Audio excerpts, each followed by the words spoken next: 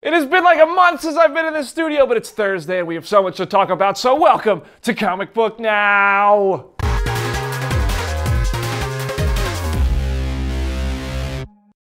What's up, Comic Book Nation? Welcome to Comic Book Now. Happy Thursday.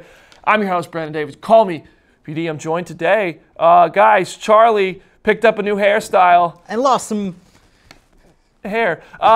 Chris Killian is here, everybody. Charlie is surely in the comment section. Yup, BD, who's your favorite co-host? We're not going to answer that right now. I know who Charlie's favorite co-host We'll talk about that off the air. But we have a lot to talk about. I've been busy. I've been at San Diego Comic-Con, D23, pretty much everywhere but here. Everywhere. Comic Book Nation, I thank you for following along on the tweet skis, on the Facebook pages and everything. We've got some really cool coverage. I went on a secret trip to the other side of the world I can't talk about. But one thing we can talk about is AntMan and the Wasp. Chris, you want to talk about AntMan and the Wasp? Please, let's talk about it. Comic Book Nation, you guys want to talk about AntMan and the Wasp? I hear them cheering. They're going nuts. I think the first thing we should talk about, Evangeline Lilly. We could start by talking about Evangeline Lilly and just how freaking adorable she is, because, I mean, look, I think I'm in love. Look at this. This is on Evangeline Lilly's Instagram page. She's been posting AntMan and the Wasp. She calls it the Wasp workout. This is her getting some cardio in. I noticed you liked her picture, too. I sure did. I have posted at least 4 videos of me dancing in yoga pants. You've never liked any of them. Look, I'm sorry, but you're not quite as... The only reason is because she makes me happy, not because she's extremely beautiful and played Kate on Lost. But moving on, AntMan and the Wasp began production today. Good thing we didn't start talking about Evangeline Lilly, because we would have gone all day. With Michelle Pfeiffer as Catwoman. And let me tell you something, this is kind of funny, because Evangeline Lilly from the beginning campaigned to have Michelle Pfeiffer play, or not as Catwoman, as Janet Van Dyne. I said Catwoman. I said Catwoman. That was a joke. See, I told you it's been a month. Michelle Pfeiffer is Catwoman. Crossover confirmed. Don't quote me. That was a mistake. No, Michelle Pfeiffer is playing Janet Van Dyne, and this was Evangeline Lilly's pick from the beginning, so I think that's really cool. But I think there might be one other female character. If there's ever a female character, Michelle Pfeiffer should always be your first pick. That makes sense. Do you want Michelle Pfeiffer to play your mom? No, yes. You'd have a mixed bag of feelings about that. You sure would. But I have a theory that another female character from the MCU might be in AntMan and the Wasp, but it might be a debut. I think I know who you're talking about. Who am I talking about? Black Widow. Captain Marvel. Oh, right. Thing. Yeah. Captain Marvel is not going to be in Avengers 3. Now, I asked Joe Russo at San Diego Comic-Con, Brie Larson, Avengers Infinity War, Captain Marvel, what can you tell me? And he said she's not in Avengers 3. So probably in Avengers 4. But she's got her own movie coming in between them, which comes after AntMan and the Wasp, but before Avengers 4. Right. Now here's what we know. AntMan and the Wasp will obviously deal with the quantum realm, because that's where Janet Van Dyne has been trapped. Right. And a scientist, Dr. Spiros Mikalakis, did a little interview, and in that interview he said that Captain Marvel and AntMan and the Wasp will both deal with the quantumverse. Those two movies are automatically connected by the quantumverse. Right. Hear me out here, guys. Stay with me. Captain Marvel takes place in the 90s, before AntMan and the Wasp, before Avengers, before everything. Back when Nick Fury has 2 eyes. Before he trusted somebody and lost an eye. So by the end of Captain Marvel, she ends up trapped in the quantumverse, which we see her in a movie which comes out before in AntMan and the Wasp. That's my conspiracy theory. What do you think? Are you buying it? Yeah, maybe.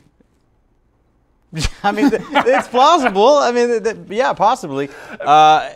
What else is interesting about it, though, is that we might have the Skrulls popping up.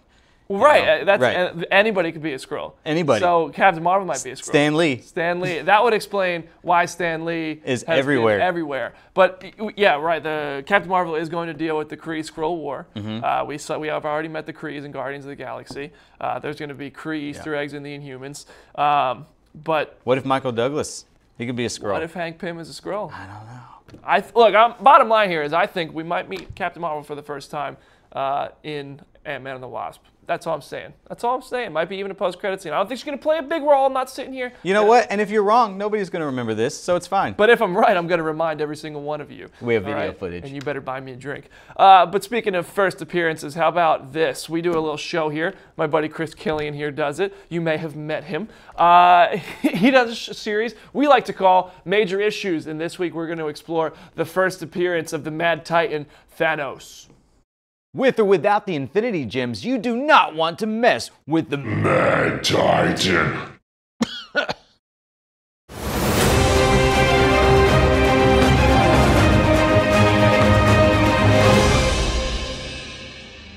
Welcome, collectors. Today we have the lover of death, Thanos, and his first appearance was right here in Iron Man number 55. He was created in 1973 by Jim Starlin and Mike Friedrich, and admittedly inspired by an alien powerhouse over at DC who shall remain unnamed.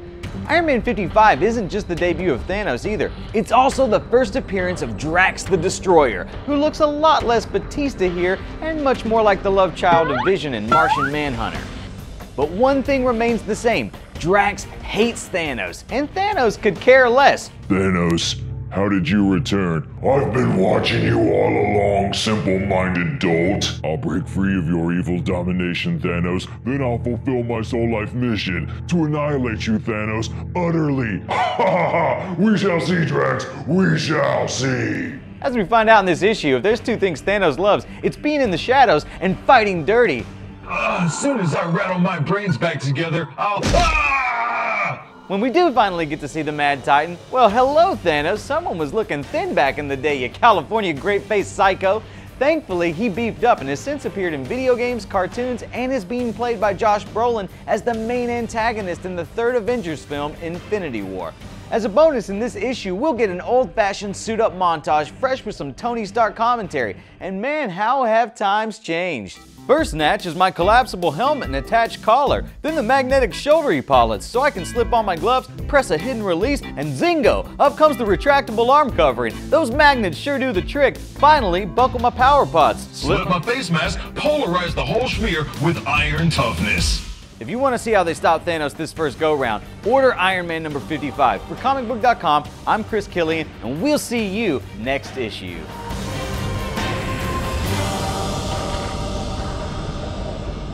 In the wake of Comic-Con, all the studios have basically blown everything out there that they have to say. It's no secret, it is a slow time for news here for all of us, Comic Book Nation. But then again, there are people like Ryan Reynolds who exist not just as something for us to feast our eyes on when they post half-shirtless, half-Deadpool photos, but also give us something to freak out about. How about this? This week, Deadpool himself took to social media to reveal the first look at Zazie Beetz' Domino in this photo you're looking at, which is a callback to the reveal of Deadpool prior to the original film's release, replacing the Merc with someone a little easier to look at if you ask me, while he is busy taking the Bear Rug's place.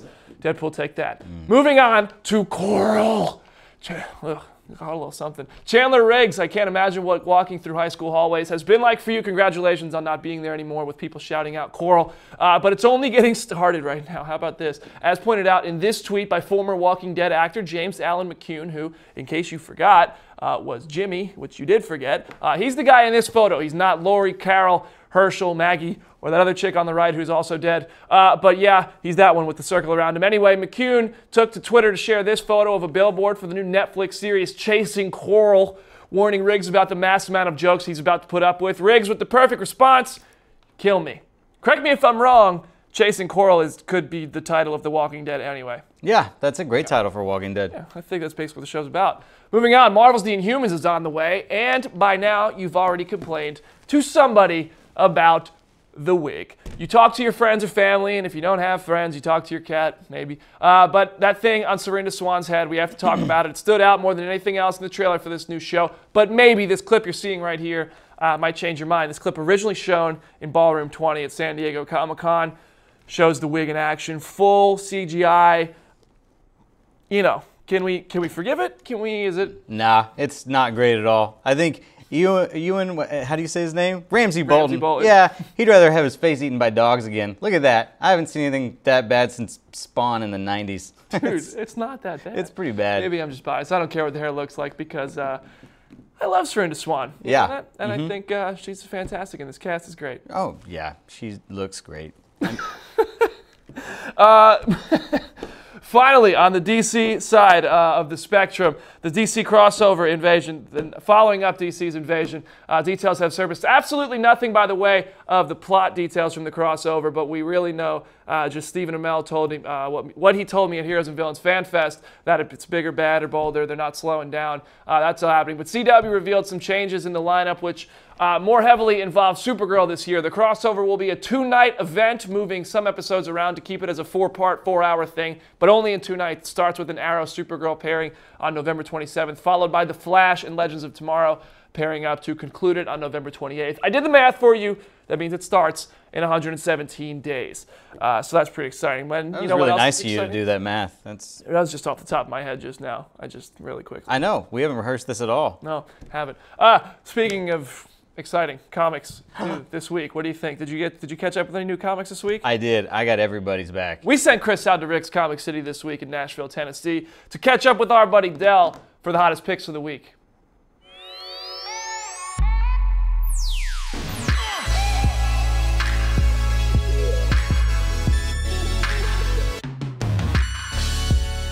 What's up, guys? It's a busy day here at Rick's Comic City in Nashville, Tennessee, and I have Dell, comic book extraordinaire, with me, who is going to give you the 3 best comics you need to be on the lookout for this week. What have you got for us, Dell? This week I'm really excited for is we have Adventure Time and a regular show, 2 of my favorite shows put together in one book, and it's for pretty hilarious results. It gets it all really perfect. So if you're a big fan of any of these shows, this is a must pick up. So nice. What have you got next for us? Next one's a really awesome one. It's a whole series going on. It's called Generations. This one is both the Hulks meet together. So Amadeus and Banner meet up. He kind of just stumbles upon Banner, and Banner doesn't know who he is. So he's basically trying to teach him about how having the Hulk is a curse. Next one, probably a big real favorite, is Robotech, actually. It's the old cartoon that started anime popularity down here in America. Yeah. And this is a fan favorite. It's been flying off the shelves. So, I mean, I'd come down, get a copy. I don't really need to explain Robotech to a lot of fans. It's one of the starting end. It's kind of like Gundam. They're just in these giant robots. There's explosions. There's awesomeness. It's a must read. All right, thanks so much for sharing that with us. Boom, right there. If you guys are in Nashville, Tennessee, come out to Rick's Comic City, pick up these 3 books. If you're not, then make sure you go to your local comic shop, check them out. Thanks again, Dale. Back to us. Thanks, as always, to Rick's Comic City and our buddy Dell. Chris, great job. Thanks, man. I feel like I think Dale did a great job. I feel like I've read those comics now.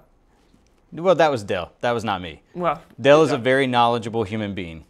All right, and now let's move it on to my favorite part of the show. This is the Q&A part where Comic Book Nation, you send us your questions. We talk about whatever you guys want to talk about. You control the conversation. You can tweet us any time of day using hashtag CBNow. We'll look at them all week long, and we will compile them into the show. We will look at the live Facebook comments right now. Reese Williams, I see you. Hey, buddy. If you have questions, let us know. Sky Patterson, thanks for all the release dates. Chris, what's going on in the comment section? Well, the first question we've got comes from Adrian, and he says, hey, do you think that 2020 brings a united Marvel movie verse with all the characters and studios collaborating together? I think he means a united Marvel universe. Like with 20th Century Fox characters? I'm not sure. That he just, yeah, with all the characters and studios collaborating together. I don't think so. I don't think we see that for a very long time, if ever. I think Sony is already launching the Venomverse, and that's not part of the Marvel Cinematic Universe. I think 20th Century Fox is You don't think that's part of it at all? No. None whatsoever? I sat across from Amy Pascal and Kevin Feige, and I said, is it part of it? And unless they lied straight to my face, no. Has that never happened before? Nobody's ever lied? I've never in my life been lied to. Never. No. Not by Amy Pascal and Kevin Feige. Maybe. Who knows? Probably have. But in any case, I don't think. I think they're too valuable properties. I think that comic book movies they're the it thing right now. They're the reason we're here talking to people because they kill at the box office. They're precious properties and they make more money than anything else. So for 20th Century Fox to give up all of their properties and give them back to Marvel, they'd be losing opportunities to make blockbuster movies. Right. Now, will the X-Men, some of the X-Men maybe eventually overlap? Sure, maybe once this all starts to die down, they might give some of them back, but Deadpool is just beginning to take off. They're still doing Gambit. They're still going to do more X-Men. They're eventually going to recast Wolverine. Venom versus is everything. I don't think so. Yeah, R.I.P. All right, next question. Alan wants to know, will there be a Howard the Duck movie? Why? Why do you want to know that? I don't think there will be. James Gunn, I think, said something about this, that there won't be. I don't know. I don't know if there's no plans for Howard the Duck movie right now. I can tell you that. Did you see the one from the 80s? Yeah, we don't need another people one. People just want a movie for everything. Guys, before we talk about Howard the Duck, how about we talk about where's our Nova movie? Where's our Moon Knight movie? Where are the Defenders not in movies? This is an excellent point you're bringing up. Yeah, take your Howard the Duck and give me a Daredevil movie. I'd actually prefer. I like the 10-episode thing. Well, it's actually 13 episodes. That's true. I'd rather have like a long show of Daredevil than a movie, I think. Okay, that's fair, Yeah, but that's still, more. I want Sam Alexander and Richard Rider on the big screen. I want to see the classic Guardians in a movie. I want a Yondu spinoff. Sky Patterson wants to know, who should direct the live-action Justice League Dark film at WB? And then he lists a whole lot of possible choices. You know what would be really cool, and I don't think this could happen because he directs some Marvel movies? Scott Derrickson. Scott Derrickson? Scott Derrickson makes really cool films. He makes great horror films. He did a great job visually with Doctor Strange. Yeah. Yeah, I think that he is capable. I mean, obviously that can't happen. Guillermo del Toro would be a dream, but he already backed out. Now, and I know that he's already on Aquaman, but I think Justice League Dark is a perfect spot for someone like James Wan, who is a horror director. Hey, we don't know when Justice League Dark is coming. Maybe James Wan will be freed up by then. You never know. But Comic Book Nation, that is all we have time for. If you want to catch up with us, hit us up on Twitter. Please do that. And entertain Charlie. He's out having a good time. I missed you, Charlie. He's at Pixar right now. Oh, that's where he's at? Yeah. I don't miss him anymore. He's in San Francisco hanging out with Pixar. That's where dreams happen. Literally, like that is where dreams happen. That's like the coolest. But hit us up on Twitter at Chris Killian, at Brandon Davis BD. We'd love to talk to you on behalf of Chris and Comic Book Nation. Thanks for watching, guys. Bye.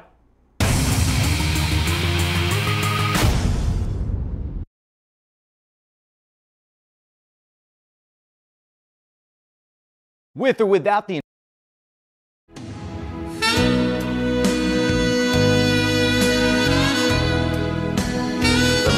on it. Step on the watermelon. You son of a